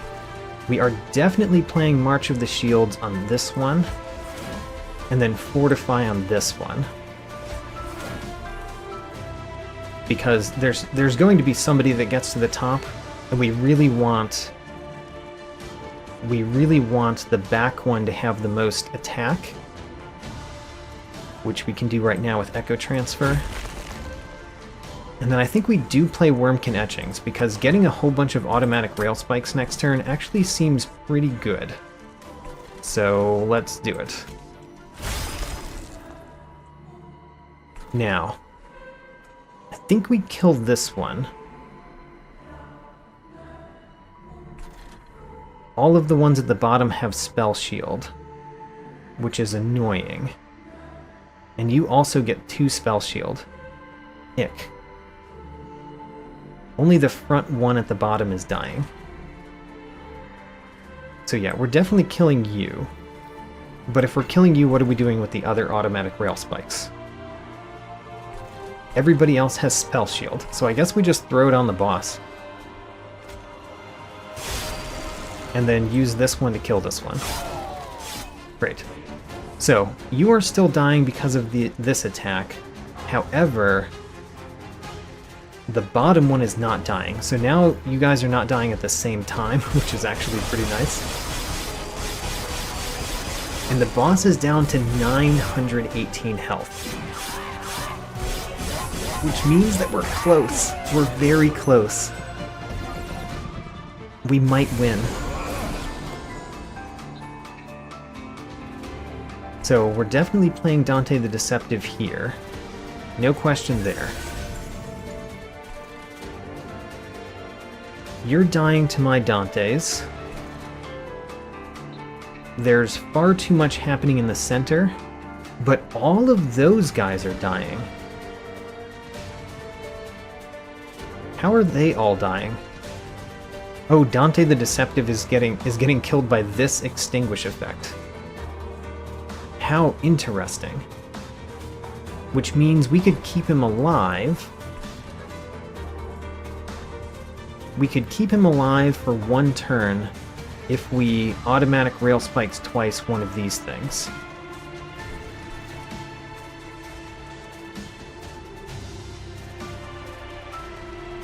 I'm thinking about it. Soul Cripple. Where do we play the Soul Cripple? We could play Soul Cripple in the center. That would give you armor, which shouldn't be a problem. We could Soul Cripple one of these instead of using an automatic rail spikes against it. That means we would take 1 less Weight of Contrition, and we could play the Kinho's Carapace for more. Okay, so that's pretty good. We got another automatic rail spikes. So we know that we're going to use one of these to kill one of those. We know we're going to use one of these to kill this one, or 2 of them to kill this one. I guess if we play an automatic rail spikes here against the boss, and then here to kill this one, 2 of them. It also kills that one. Ho-ho. And then we could even automatic rail spikes the boss here to kill this one. But we'd rather get rid of the Weight of Contrition that we would be getting. Okay. We're doing a lot of damage to the boss this turn, which means we are totally winning next turn. Totally.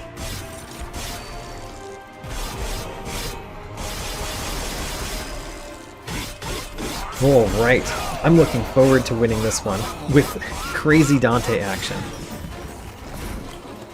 All right, Relentless. We are winning. We're winning at the top, actually. Entirely at the top. Let's go. Great.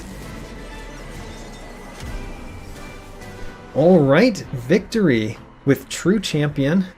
We stayed true to the fact that it was the True Champion by duplicating Dante 3 times, so that we had 4 Dantes that all took up a lot more space than they normally did. And I even defeated Covenant rank 25 while skipping my turn at the end. Ooh, I got a Cramped Train, win a run with at least 40 cards at the end of the run, and I got win without a champion. I got 2 achievements for that. By the way, a Cramped Train is something that I tried at Covenant rank 1, I think, and I failed, but I defeated it on Covenant rank 25. There we go. And we have Divine Mastered several things, including Automatic Rail Spikes, which is a difficult one to Divinity Master because of the fact that it appears in events. So that's wonderful as well. All right.